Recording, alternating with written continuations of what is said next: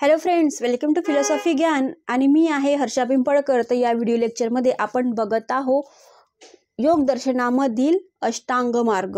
ठीक आहे, जर माझे पहिलेचे 2 व्हिडिओ नसेल बघितले तर पहिले बघून घ्या, म्हणजे तुमची योग दर्शनाबद्दल जेही 8 मार्ग सांगितलेले आहे पतंजलींनी त्यामधला हा जो 3rd व्हिडिओ आहे याची तुम्हाला पूर्ण प्रॉपर तरीकेने काय होणार आहे इन्फॉर्मेशन मिळणार आहे। तर चला बघूया, जास्त वेळ न घालवता आपण योग दर्शनातील आज आपण बघणार आहोत आसन, प्राणायाम आणि प्रत्याहार काय असणार आहेत। ठीक आहे, तर चला, हा जो आहे आपल्याला योग दर्शनाचे 3रं अंग म्हणून इथे सादर झालेलं असणार आहे। 3री पायरी असणार आहे। पहिलेच्या 2 पायऱ्या मी अगोदर सांगितलेल्या आहे, त्याच्यात ते सब पॉइंट सगळं सविस्तरपणे तुम्हाला नोट्स प्रॉपर तरीकेने काढता येईल अशाच प्रकारे मी इथे काय केलेलं आहे, नोट्स काढून म्हणजे व्हिडिओ इथे बनवत आहे। ठीक आहे, चला आसन। आता बघा, आसन म्हणजे काय, तर हा जो शब्द आहे सर्वांच्या परिचयाचाच असणार आहे। आसन काय असते, पण त्यांच्या अर्थासंबंधी कुठे कुठे गैरसमजही इथे आढळतो म्हणते असं म्हटलेलं आहे। तर काहींना वाटते की शरीराला जे आहे वेडेवाकडे वळण देणे म्हणजे काय आसन आहे, असे नसते। आपण आसन करतो तर आपण काय करत असतो, वेडेवाकडे वळण करून आपल्याला काय वाटते आपली बॉडी लचीली झाली पाहिजे, लवचिकता आली पाहिजे असं आपण काय करतो, एक गृहीत धरतो। पण आसन याची मूळ कल्पना जर बघितली तर शरीराला कष्ट देणार नाही, आपल्याला कष्ट पडणार नाही, तर अशी अवस्था ही इथे आपल्याला आसनाबद्दल सांगितलेली असणार आहे। तर स्थिर सुखम आसनम असं त्यांनी म्हटलेलं आहे, म्हणजे स्थिर असून सुखकारक असते ते आसन असा याचा अर्थ होईल। त्याचा अर्थ म्हणजे आपण कष्ट न देता जास्त, तर आपल्याला कसं असलं पाहिजे ना, त्याच्यामध्ये स्थिर असून आपल्याला सुख देता आलं पाहिजे, हे त्याच्यामध्ये काय दिलं, अर्थ दिलेला आहे। याचा शारीरिक अवस्थेत स्थिर स्वरूपाचे सुख प्राप्त होते, ती अवस्था म्हणजे काय असणार आहे, आसन असाही इथे आपल्याला एक अर्थ देता येते। म्हणजे स्थिर असून सुद्धा आपल्याला त्याच्यामध्ये दुःख न होता आपल्याला काय असलं पाहिजे, सुख उपभोगता आलं पाहिजे, हे त्या आसनामध्ये सांगितलेलं आहे। आणि योगशास्त्राने शरीर व मन यांची एकतानता मानली आहे। ही गोष्ट आजचे मानसशास्त्र पण सांगतात आणि शिक्षणशास्त्र यांनाही मान्य आहे, म्हणजे जे सायकोलॉजिकल आहे आणि जे एज्युकेशन शास्त्र आहे त्यांना पण मान्य आहे। आणि शरीर व मन यांची काय आहे, फार काय असले पाहिजे, म्हणजे फरकत असली पाहिजे, हे त्यांनी त्याच्यात सांगितलेले आहे।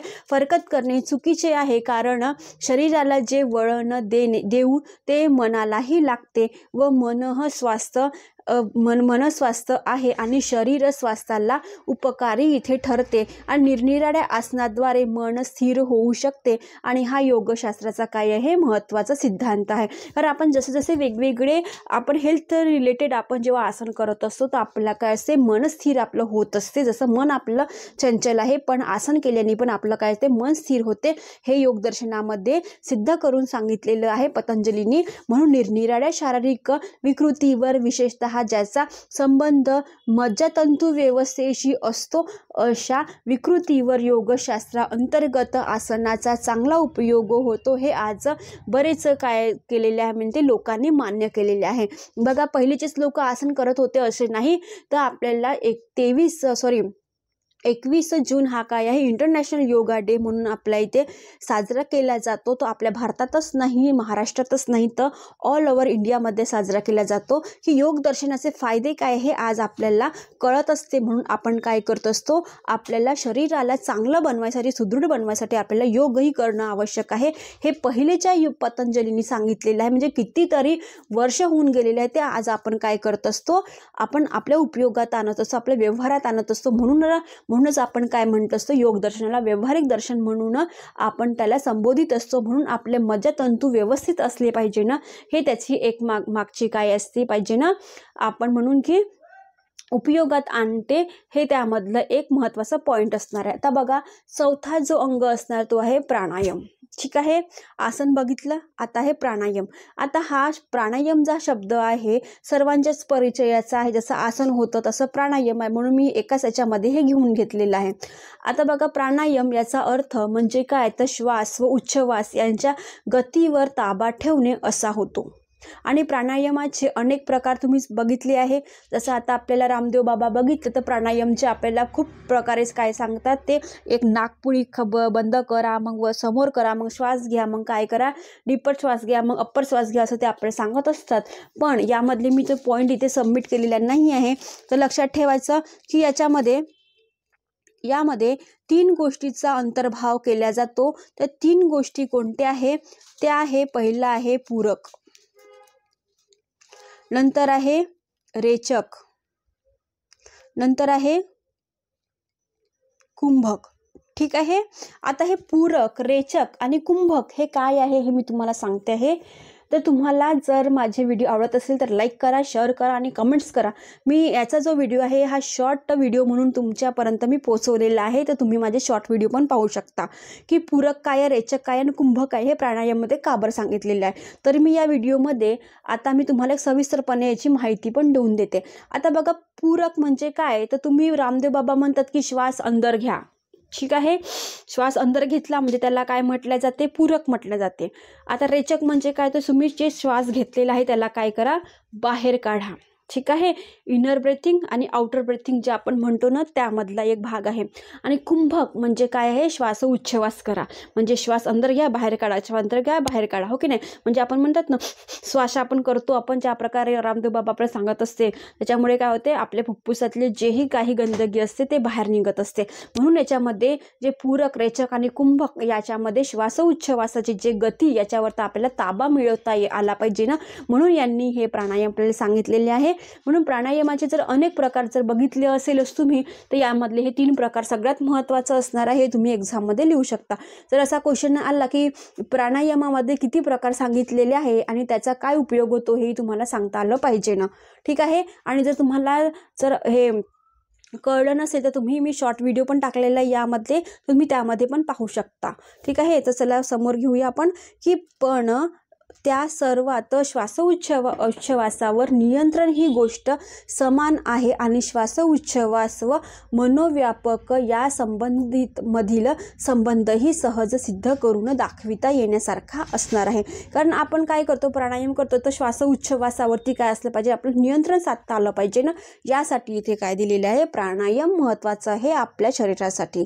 ठीक आहे. योगदर्शनामध्ये हा जो आहे रामदेव बाबा तर आता घेऊन आलेले आहे, पण आपल्या पतंजलींनी कितीतरी वर्षापासूनचं हे आपल्या पुस्तकामध्ये किंवा ग्रंथामध्ये लिहून ठेवलेलं आहे योगदर्शनाचे फायदे. आणि जे आज आपण एवढं 2023 आता संपलेलंच आहे. आता जास्त दिवस नाही आहे, 10-12 दिवसच बाकी आहे 23 संपायला आणि 24 इथे लागू व्हायला वर्ष. तरी आपण काय करत असतो? पहिलेची जे पारंपरिक पद्धती आहे ती आता आपण काय करतो? अवलंबवत असतो. म्हणजे आपल्या जीवनामध्ये ती आपण घडवत असतो किंवा घेत असतो. म्हणून प्राणायाम म्हणजे काय हे तुम्हाला सांगितलेलंच आहे. तर जेव्हा फार मोठा मनक्षोभ होतो तेव्हा श्वास जोराने चालत असतो व मन जेव्हा शांत असतात तेव्हा श्वास उच्छवासाची गती ही काय असते? शांत असते. ठीक आहे. जेव्हा म्हणतात नी मनामध्ये खूप चंचलतेचे भाव असते आपल्याला किंवा आपल्याला खूप वेगळं काहीतरी वाटतं, आपण श्वास काय करतो? जोरात घेत असतो आणि मन जेव्हा आपलं पूर्ण शांत होऊन जाते तेव्हा त्याची गती काय होतात? म्हणते शांत होऊन जात असते. त्याचा प्रत्यय कोणालाही घेता येईल. यावरून निष्कर्ष निघू शकते की आपण जर काय लिहिलेलं आहे? बुद्ध्या श्वास उच्छवासाची जर गती सम केली तर मनोव्यापारही शांतपणे चालतील व श्वास उच्छवासाचा निरोध केला तर मनोवृत्तीचाही निरोध होईल. आणि हा निष्कर्ष बरोबर आहे असे योगदर्शन अनुभवाच्या आधारे सांगत असते. आता बघा, पतंजली किंवा आपण जेव्हा इंडियन फिलॉसॉफी शिकत असतो आणि त्याच्यामधला योगदर्शन शिकत असतो हा अनुभविक आहे, व्यावहारिक आहे. आता याच्यामध्ये जेही गोष्ट आपण सांगितलेली आहे, यम असो, नियम असो, आसन असो, प्राणायाम असो आणि बाकीच्या आपण गोष्टी शिकणार आहोत, या सगळ्या योगदर्शनामध्ये काय आहे? अनुभवाच्या गोष्टी सांगितलेल्या. असं काही नाही काही वरती हवेमध्ये काही पण सांगितलेलं आहे असं काहीच नाही आहे. म्हणून म्हणतात योगदर्शनामध्ये या सगळ्या ज्या गोष्टी सांगत आहे या अनुभवाचे बोल आहे असं त्यांनी इथे म्हटलेलं असणार आहे. तर चला पुढचा जो आहे आपला 5वा पॉईंट असणार योगदर्शनामधील प्रत्याहार. आता बघा, प्रत्याहार म्हणजे काय? तर निरनिराळी इंद्रिय त्यांच्या विषयापासून आत ओढून घेणे. म्हणजे काय आहे? आपले जे इंद्रिय आहे, आग, डोळे, कान, जीभ, त्वचा, आपल्याला त्वचेने स्पर्श होतो, डोळ्यांनी आपल्याला दिसते आणि कानाने आपण ऐकत असतो, नाकाने काय करत असतो, आपल्याला वास येत असते किंवा चांगला आहे की वाईट आहे हे आपल्याला कळत असते. म्हणजे प्रत्याहार म्हणजे काही वेगवेगळ्या इंद्रियांनी त्या विषयावरला काय करणे, त्याला एकत्रित करण्याचं काम करते. म्हणजे प्रत्येक इंद्रिय हे स्वतःचं काय आहे स्वतःचं आपल्या विषयांकडे धावत असते. म्हणजे जेही त्यांचे विषय आहे त्याच्यावरती ते लोक काय धाव घेत असते. आता आपल्या डोळ्याचं काम काय आहे, बघण्याचं. आता आपल्या डोळे तर काही वास्त घेत नाही, बरोबर आहे. कानाचं काम काय आहे, ऐकण्याचं. आता कान तर काही कान तर आपण तर बोलू शकत नाही, असं आहे का. सगळ्या इंद्रियांना काय दिलेले आहे, वेगवेगळे कार्य दिलेले आहे. त्या वेगवेगळ्या कार्यानुसार ते काय करत असतात, प्रत्याहार करत असतात. ही त्यांची स्वाभाविक प्रवृत्ती बंद करण्याचा एक मार्ग म्हणजे एक आहे प्रत्याहार इथे आपल्याला दिसत आहे. आणि इंद्रियाचा जे आहे स्वाभाविक विषय त्याला मिळू न दिल्याने ते हळूहळू पली प्रवृत्ती इथे विसरू लागतात. आणि पुष्कळ माणसांची जर आपण बघितलं की काही लोकांना गोड खाण्याची इच्छा असते, हो की नाही, खाण्याची जी प्रवृत्ती वाढत असते.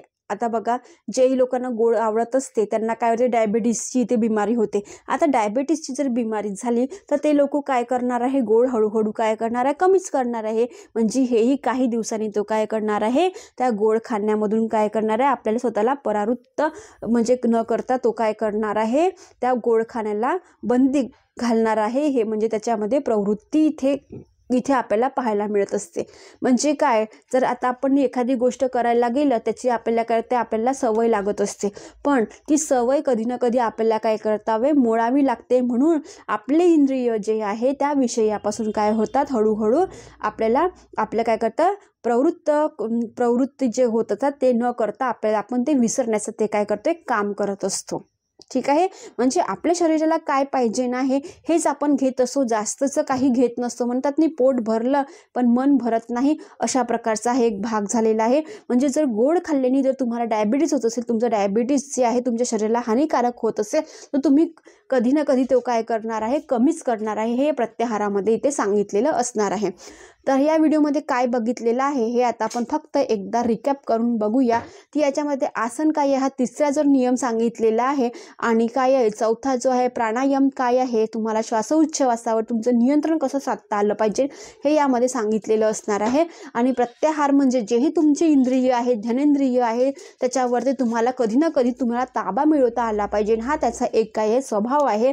म्हणजे तुम्हाला तुमच्या इंद्रियावरती तुमचं जे आहे नियंत्रण साधता आलं पाहिजे की मला हे करायचं नाही आहे. ठीक आहे. म्हणून प्रत्याहारामध्ये हे त्याच्यामध्ये इन्क्लूड करून सांगितलेलं असणार आहे. म्हणून thank you for watching my video friends. Video आवडत असेल तर लाईक करा, शेअर करा आणि कमेंट्स करायला विसरू नका. तुम्हाला व्हिडिओ कसा